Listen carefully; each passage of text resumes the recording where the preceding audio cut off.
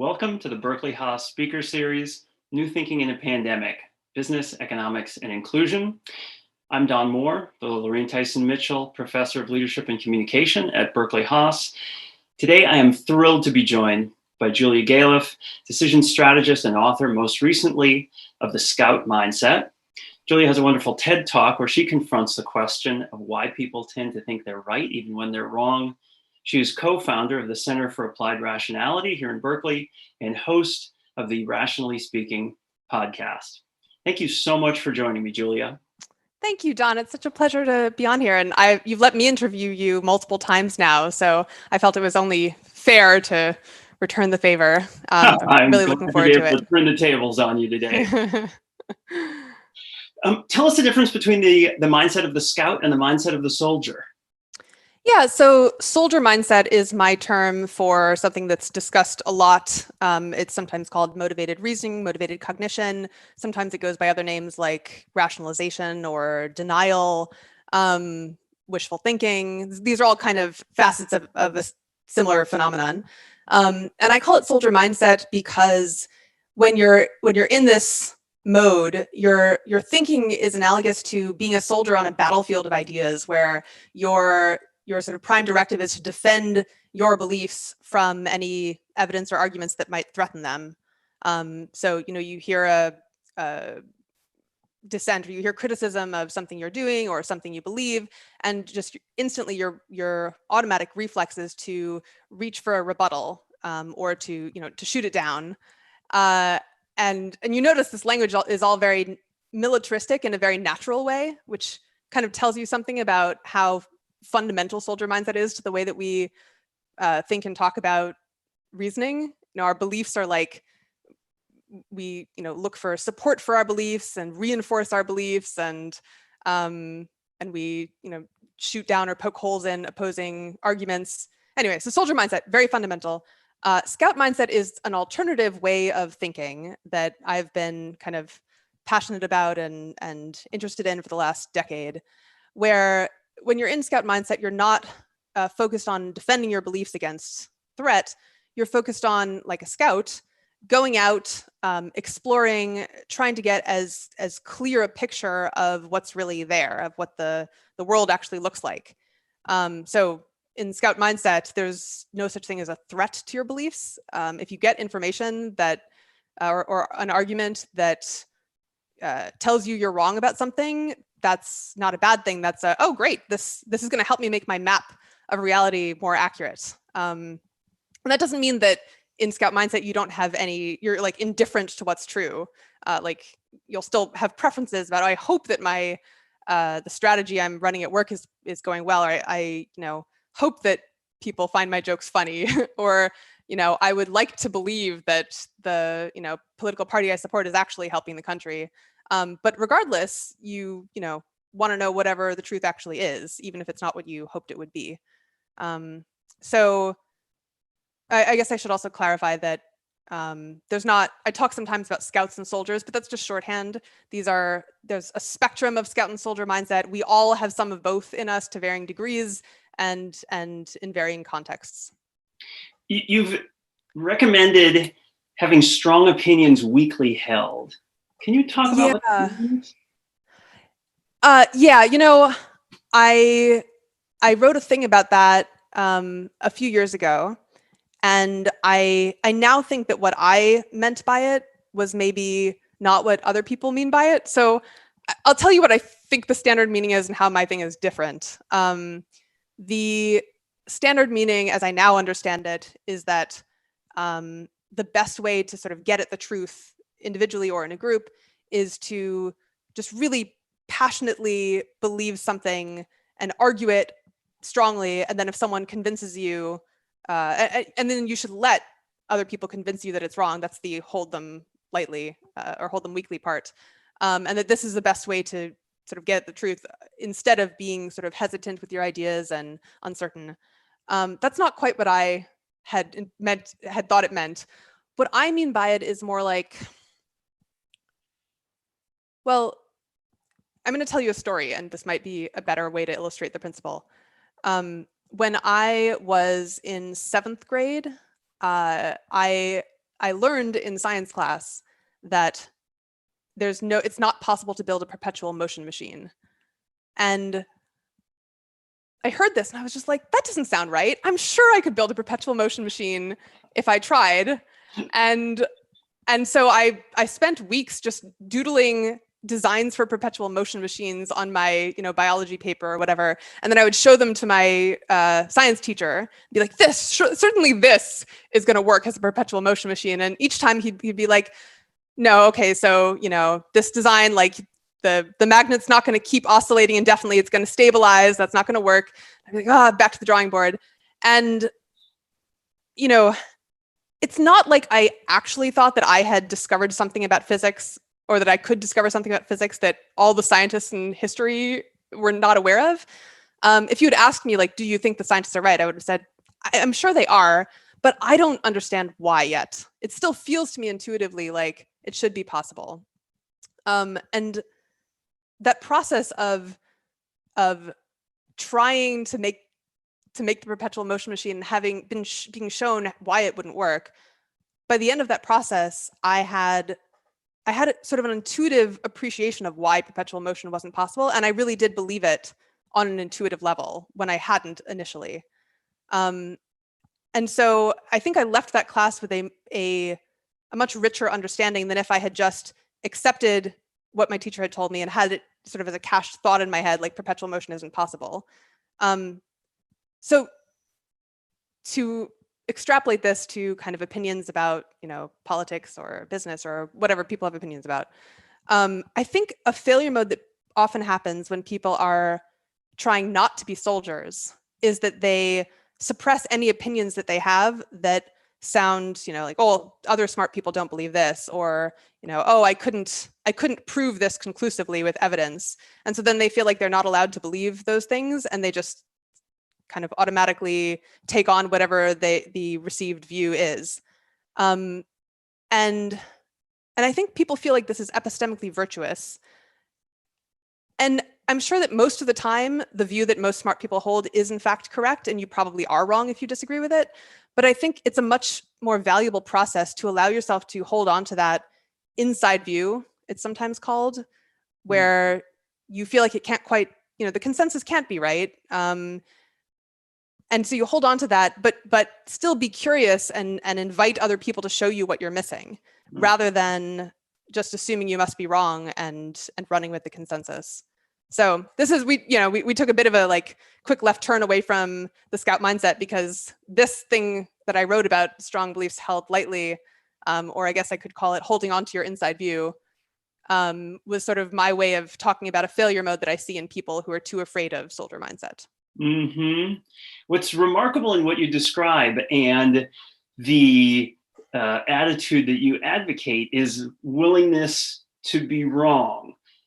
But I know from my own work on overconfidence that is rare. Why is it that people so routinely believe that they're right, even when they're wrong? Well, I mean, one way to approach that question is the way that you and I have talked about this. Catherine Schultz, the author of the great book Being Wrong, in her TED Talk years ago, she asked people, what does being wrong feel like? And they gave various answers, and her answer was, it feels exactly like being right. From the inside, you can't tell the difference. And so in some sense, of course, people feel like they're right when they're wrong. That's, inevitable. But a more interesting way to interpret the question is, as you were alluding to with overconfidence, why are people so often so confident that they're right when they don't have sufficient justification for it, when they're actually wrong? And that's a question I've thought about a lot while working on the book, The Scout Mindset, because I think a lot of it, but not all of it, comes down to soldier mindset or motivated reasoning. And I'll explain what I mean. So there's a large motivational component to wanting to be certain.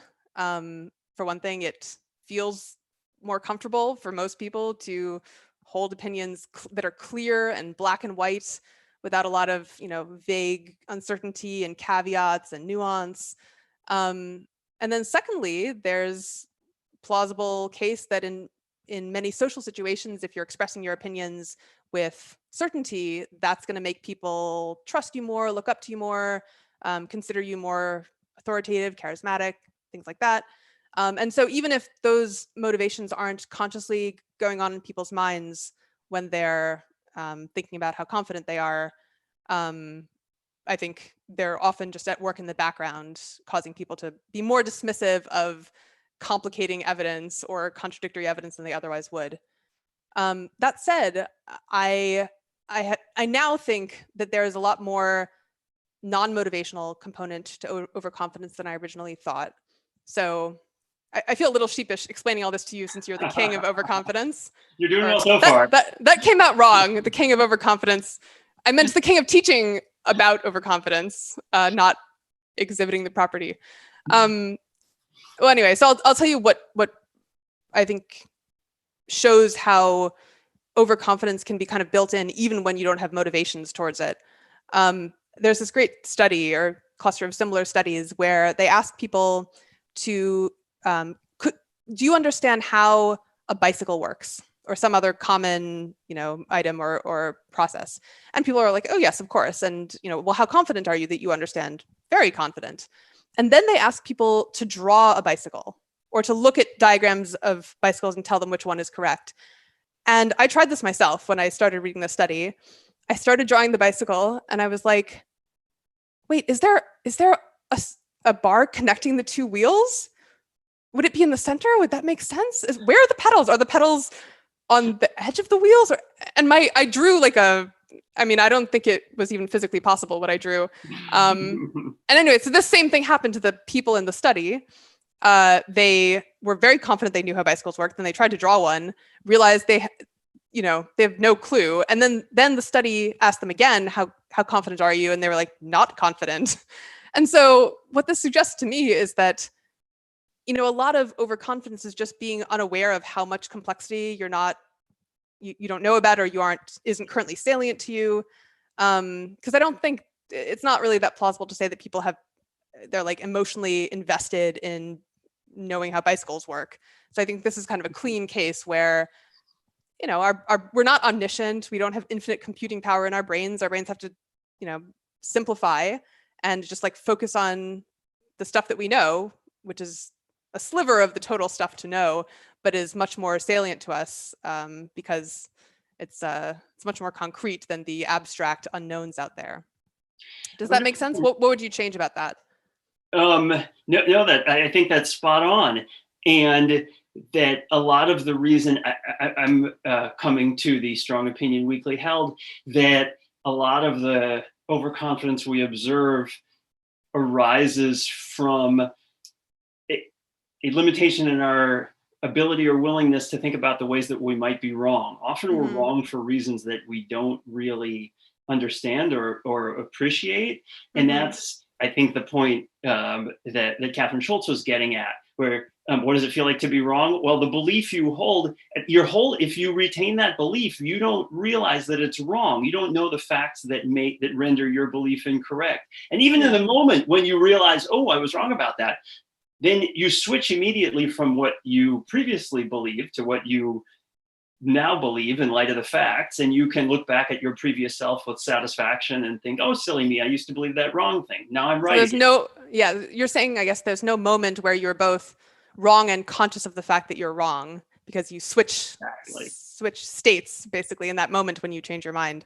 So this is actually what I think the inside view, like hold on to your inside view principle that I was talking about with the perpetual motion machine example. This is what I think is valuable about it, because if you're able to hold separately your kind of intuition about what's true from your kind of outside view, well, the experts are probably going to be right about this one, even if it doesn't seem like it to me. If you can hold those separately, I think that's very valuable. I guess a quick example that isn't about perpetual motion machines. For many years, it just did not seem plausible to me that we were going to get advanced artificial intelligence one day. It just, and everyone I knew kind of believed that we were, and I didn't have good arguments. It just didn't seem plausible to me. And the easy thing to do would have been to just adopt the consensus view, especially because I couldn't defend my alternative. But I instead would would tell people, I don't see it. I'm not convinced yet. I can't tell you why. And that proved much more valuable because people were able to kind of dialogue with me about what wasn't smelling right to me about those arguments. And personally, I think it's kind of not to like pat my own back, but I think there's a nobility in being willing to just say, like, this is how the world seems to me. I may well be wrong, but I want to live in a world where everyone is free to sort of share how the world seems to them, instead of everyone just assuming that whatever the consensus is at the moment must be right. Can I draw your attention to the current global pandemic, a moment that has introduced profound uncertainty into so many lives? I'd forgotten about it for a few blissful moments of talking to you about overconfidence. Sorry to be a downer. but that uncertainty is accompanied by such strident opinions in so many domains. I wonder what your thoughts are on the pandemic and the ways in which the limitations in human decision-making has helped contribute to the crisis or its severity, at least in the US. Yeah, I mean, it has been very disheartening to see just so many unforced errors from the US. I mean, other places too, but certainly the US, and to a much greater extent than I would have expected. We had all this lead time to see the pandemic happen in China and elsewhere, and it was this concrete threat, not like an abstract theoretical threat or a probabilistic. It was definitely going to come to our shores, and it was definitely going to be bad, and it's been very frustrating. When I think about how to best explain our failure, and there's different ways to explain when someone or an organization fails to act in its own self-interest. They could be, incompetent, or there could be people could have different incentives. And I think, in the case of our failure to act on coronavirus earlier, failure to do contact tracing, failure to make sure we had masks and ventilators and whatever other things seemed like they would be useful, failure to take people's temperatures and so on at the border. I mean, it's hard for me to avoid the conclusion that there was a lot of motivated reasoning going on in the administration. And I phrase it that way because I try to avoid jumping to the conclusion that other people are engaging in motivated reasoning. Maybe they just have different information than me. Maybe they just have different sources and ways of reasoning. I don't want to automatically assume they're fooling themselves, but we have so many sources telling us about how the administration was informed of all these facts and just didn't seem to care or downplayed the threat. And it's hard for me to find a way to explain that negligence without invoking some kind of denial or wishful thinking. Or maybe it's a self-presentational concern if, as Trump confessed, he knew the risks but was downplaying them in public, that somehow they thought that in the Woodward interview? Yeah. So that's a different story, in which it wasn't so much that Trump and other people in the administration didn't believe coronavirus was going to be a problem. It was more that they expected that things would go better, either for the country or just for them, if they didn't kind of cave in and show weakness and shut down the economy, and instead just let more people die. Which, I mean, it's still hard to avoid the conclusion that there's some motivated reasoning happening there as well, because there's still going to be lots of people dying if you downplay the pandemic early on, and it doesn't really fit with the fact that we didn't do anything initially to head off coronavirus at the pass. The countries that are doing well are the ones that kind of acted quickly and aggressively, and so I don't know how to fit the fact that we didn't act quickly. Like once it was already widespread in the US, and then, maybe Trump could think to himself, well, the damage of shutting down the economy would outweigh the lives lost or something, which I don't think is right, but like I could imagine someone reasonable coming to that conclusion, maybe. But I just can't explain the initial failure without invoking motivated reasoning. Yeah. I mean, the other story is one involving malice, I guess. But That doesn't explain the early failures either.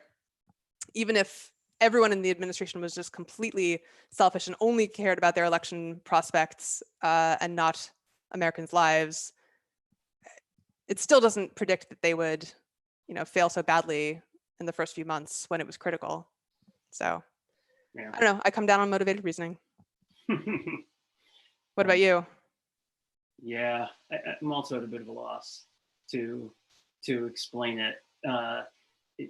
The optimistic boosterism with which Trump greets every achievement or lack thereof of his administration seems to be sort of a habitual response, more so than a well thought out strategy that he just wants to find ways to talk about how great he is and how great his administration is, sort of independent of the facts.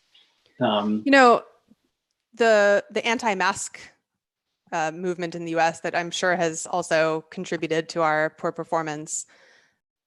What's interesting about that, so to some extent we were doomed as soon as the mask thing became politicized, just like climate change became politicized, and the incentives to be in soldier mindset went way up as soon as your views on masks or climate change became a referendum on which tribe you're a part of and who you think is good and who you think is bad. But what was so interesting to me is that even though this happened with climate change, which, as I'm sure you know, but maybe some viewers don't, back in the 90s, Republicans and Democrats agreed about climate change. They believed it was a problem to the same degree. And then, as it got intentionally politicized, the Republican Democrat views of the evidence diverged. But that was something where there was no direct impact on people's lives from what they thought about climate change. Yes, they vote and indirectly they were contributing a little bit to US policy on climate change, but it was a minute effect. And so decision scientists like Dan Kahan, who does the cultural cognition research, have written about how, it makes sense that Americans are irrational about climate change because there's no incentive for them to get the right answer on that. It doesn't affect them in any way. And so, that makes sense. And then we get to coronavirus, where there is a direct incentive. People have skin in the game now, as Taleb would say, skin in the game, an incentive to try to figure out what's actually true about whether masks protect you and the people around you. To protect themselves from disease. Yeah, and there's still just so much anti-maskers. And so the conclusion from that is either, this whole putting skin in the game and still being an anti-masker that reveals that they genuinely believe it's not just kind of a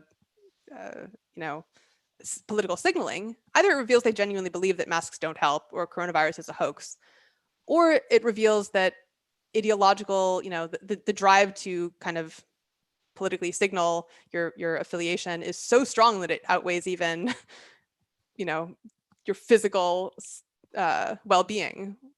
I think the latter possibility is quite consistent with much of the evidence, and with grim portents for our economy and our ability to bridge partisan divides to achieve political consensus around important topics. So depressing. Do you have any less depressing questions? Tell me a little bit about the Update project. Oh, yeah. Well, so this was something I was doing back in the in the days when there was no COVID and you could get together with people and share a nice meal in one room together with no masks. So in San Francisco, the Update project was it was kind of like a social experiment I was doing where I would get together small groups of people who had well thought out but different views on a given topic, like zoning in cities. Should we be building a lot more housing or not? Artificial intelligence, should we be worried about it, the threat that it poses down the road? Social media, are its effects something that we should be, worried and doing something about? And so I would get these small groups of people together, and the social experiment was basically me trying to figure out whether I could find some techniques or processes that would reliably produce good conversations about these disagreements. Good in the sense of not being acrimonious, but also in the sense of reaching some new understanding where we understand each other's views better, and we've changed our mind to some extent, not like a full 180, but we've updated our maps of the world as scouts. We've like realized, oh, this part doesn't look the way I thought it did. That part of the argument isn't what I thought it was. Maybe I'm less certain about part of my view than I was before our conversation. That's the thing I was kind of trying to learn how to reliably produce in these conversations. And what did that experience tell you about changing minds and the possibility of breaking down some of these tribal belief affiliations? Well, I guess the first thing I would say is that I think having the goal of the conversation be explicit and having buy-in from people was very important. If you were to try any of the kind of techniques that I would recommend to help understand disagreements, if you just try those unilaterally at like a party or something, they don't work as well because people are doing different things at parties when they talk about their opinions. They're bantering, they're like trying to show off what they know, they're trying to be clever, they're trying to, sometimes they're like spoiling for a fight, and they may not be that interested in understanding the issue, which is fine. People have different goals and priorities. But to have everyone understand, like, okay, what we're doing here together is we're trying to understand why we disagree, what we each believe and why, and where we disagree.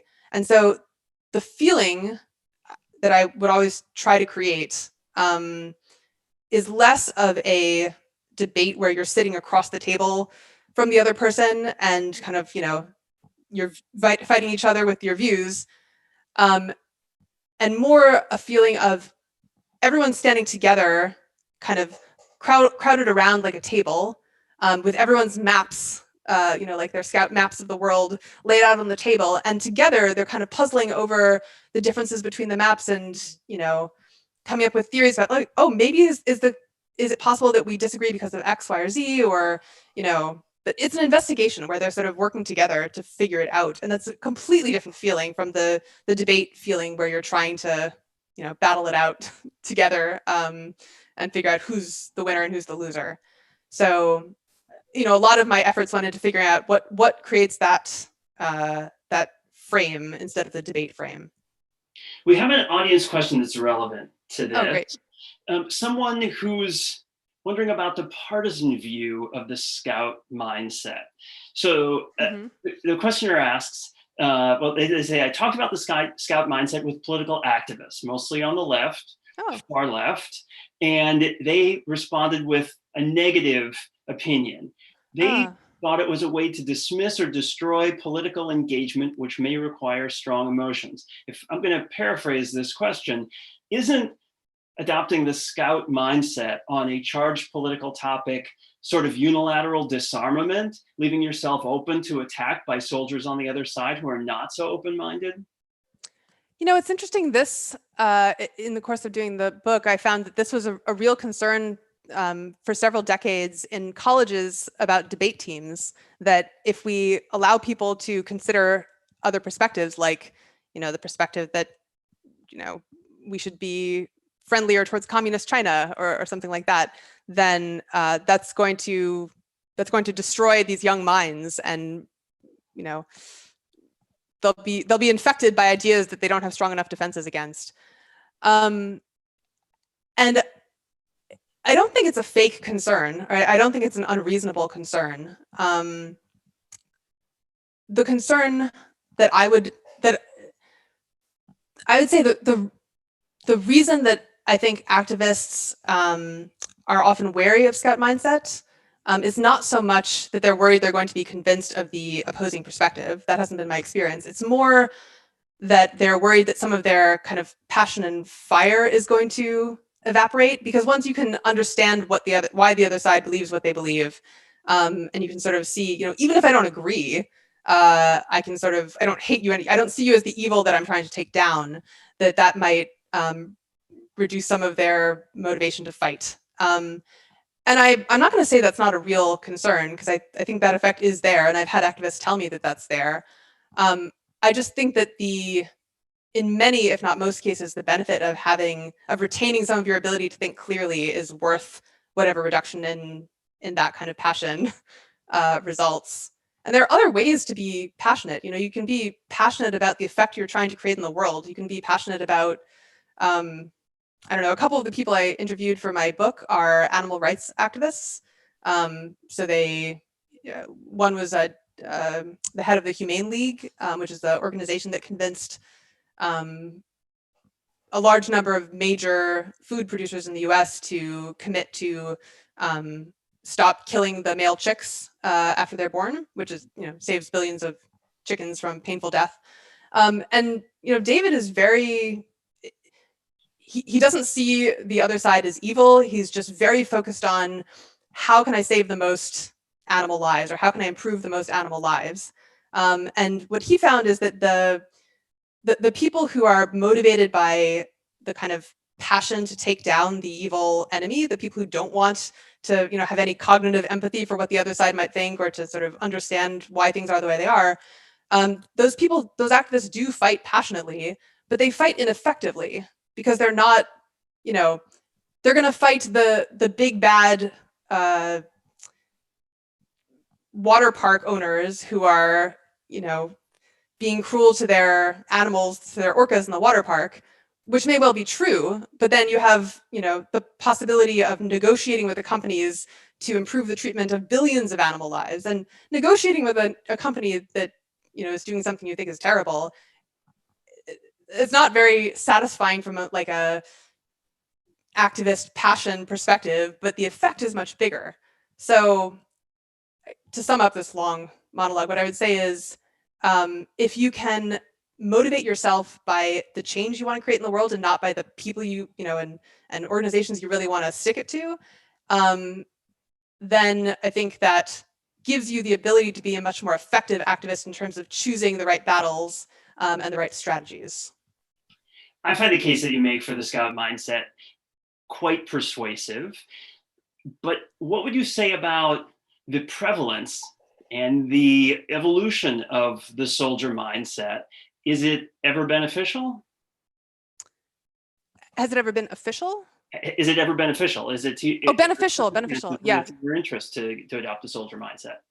Yeah, well, I can tell you the ways in which people typically think it's beneficial, and then I'll add my caveat. One is certainly the activists who want to be driven by passion to take down the other side. Another common one is mental health. You've probably seen, there have been many articles and books talking about how self-deception is important for happiness, and your face is skeptical of those claims. Yeah, in fact, those articles were all based on what I think is terrible research. But even setting the research aside, it's kind of a common view people have that it's best not to really know what your flaws are, because then you can be happy. So that's one view. Another view is you need soldier mindset to motivate you to do hard things.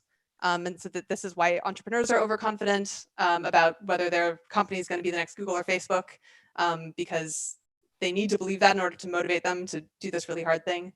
And then maybe the last most common view in favor of soldier mindset is the persuasiveness angle, that if you're overconfident in your views and you hold your views in kind of black and white without nuance, that's going to make you more charismatic and compelling and make you seem like more of an authority. So I talk about all of those things in the book, and my view is basically, yes, soldier mindset can help you with all those things. It can help you, it can comfort you. It can help you feel good about yourself. It can help give you morale to do hard things. It can help you persuade other people.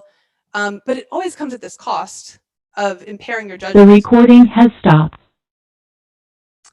Impairing your judgment and making it less likely that you're going to be able to, make the right choices. And so wouldn't it be better to find a way to feel good about yourself and motivate yourself and be persuasive without, sacrificing your ability to see clearly?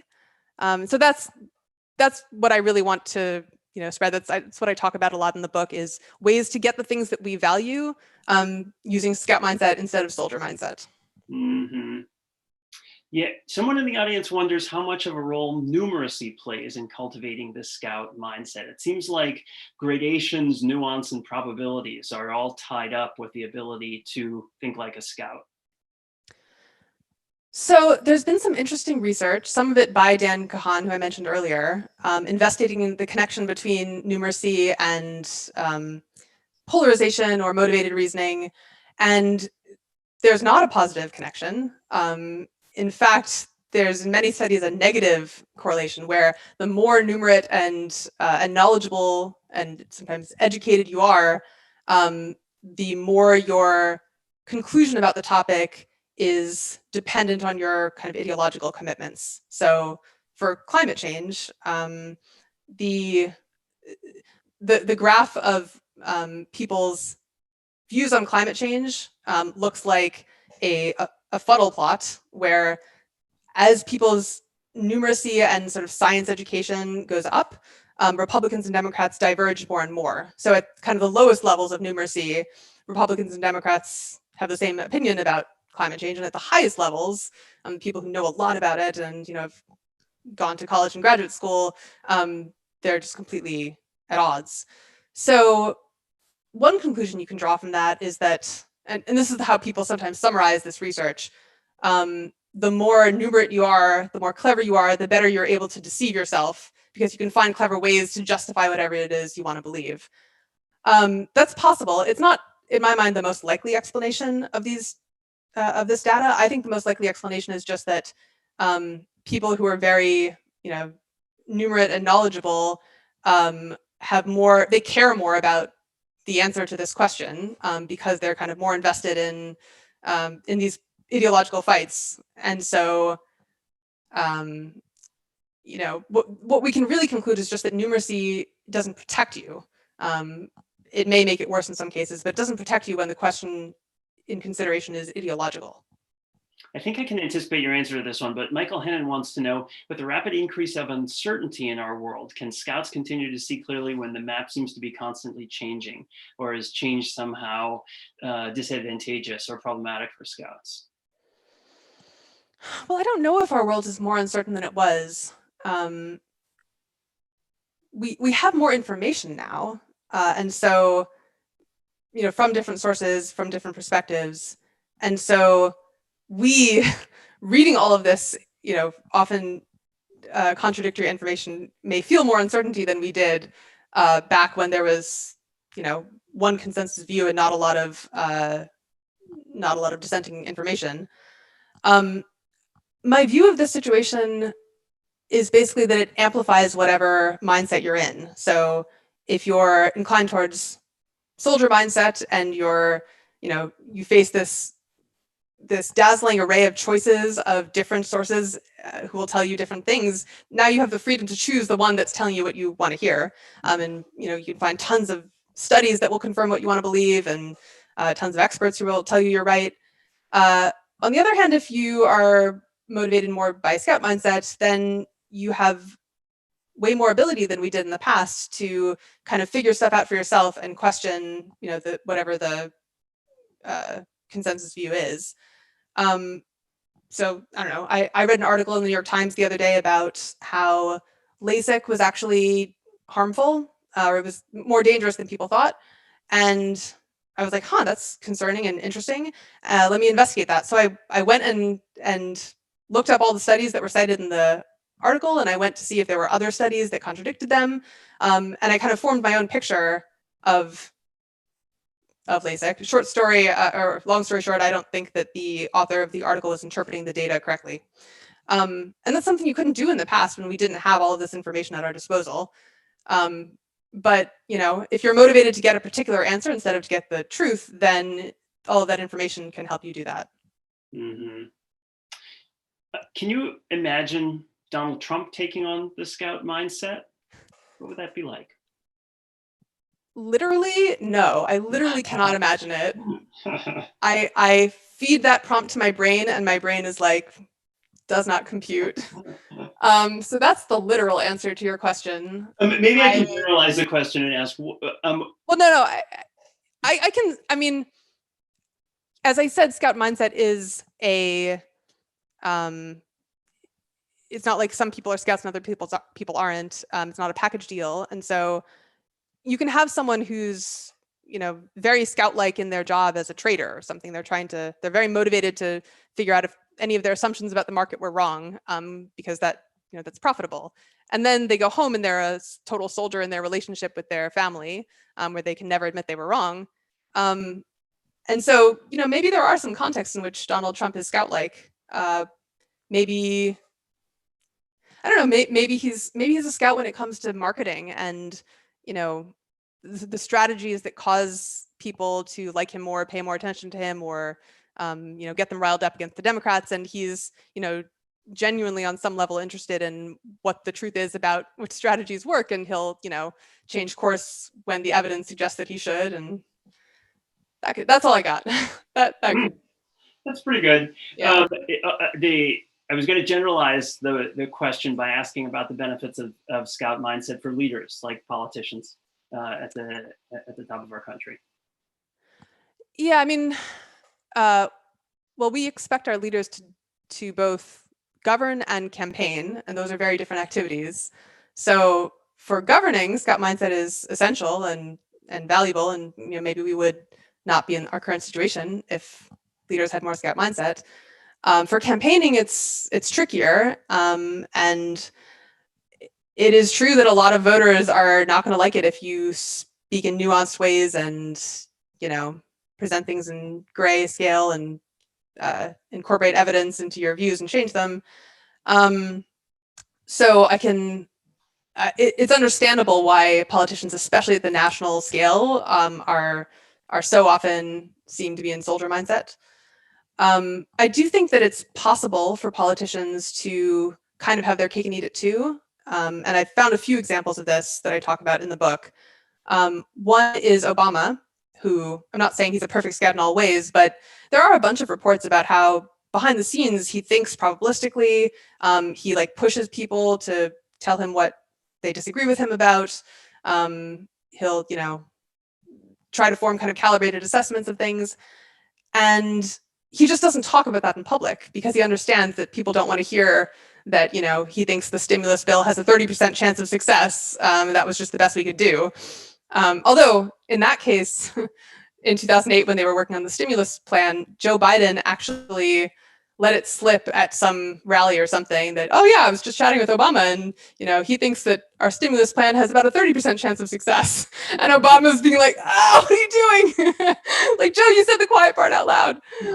And so, of course, Fox and other places jumped on Obama and they're like, oh, so you think you're going to fail?